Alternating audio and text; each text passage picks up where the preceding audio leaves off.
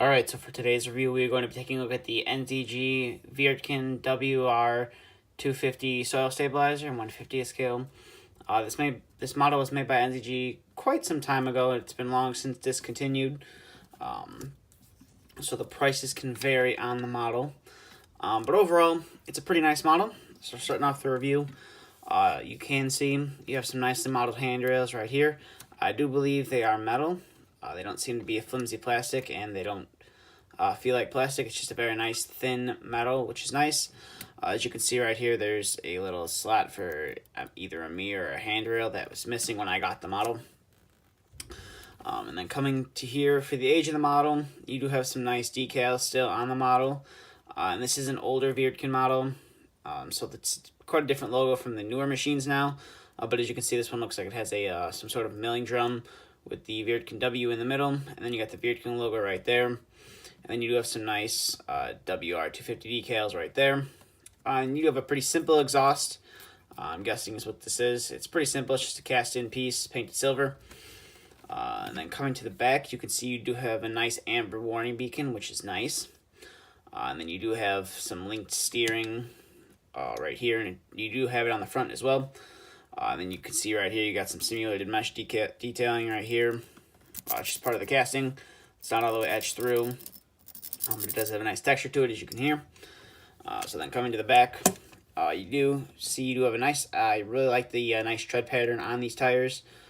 It's nice and aggressive, as you would see on the newer soil stabilizing machines today in model form. Then you have some simple in-detail casting that's part of the frame of the whole machine. And then coming over to this side, it's almost the exact same. As you can see right here, you have another warning beacon right here. Some nice graphics on this side. Just a little bit different things in the casting. Over here, you got your nice hollow rivets, which I like that NZG used to use.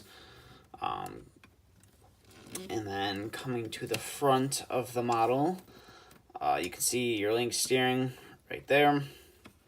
And then I believe this is just part of the machine for, I believe this is where your water would hook up.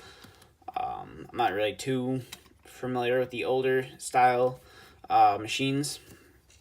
So getting to some of the functionality, the cab does tilt forward for transport, which is nice.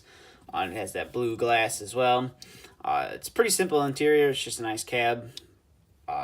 Tilts forward, like I said, and then the operator's compartment does spin a total of 360, which is nice. You just got to be careful. The seat does like to pop off sometimes, so you just got to be careful with that.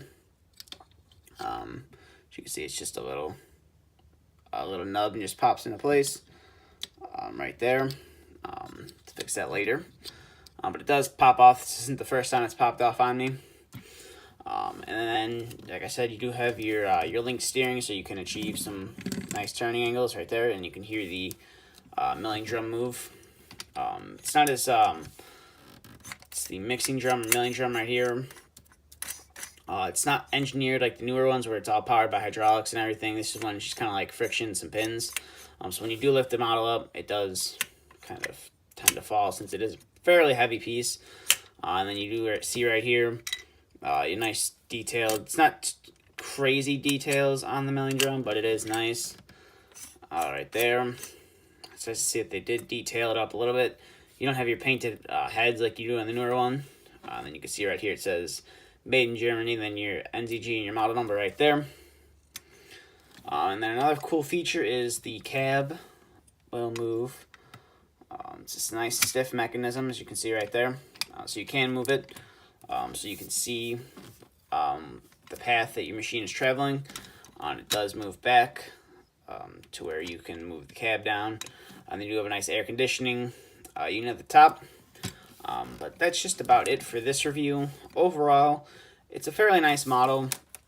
I know the prices, they range all over the place with the model. I picked mine up in a trade, so I didn't really have to go too crazy with the price.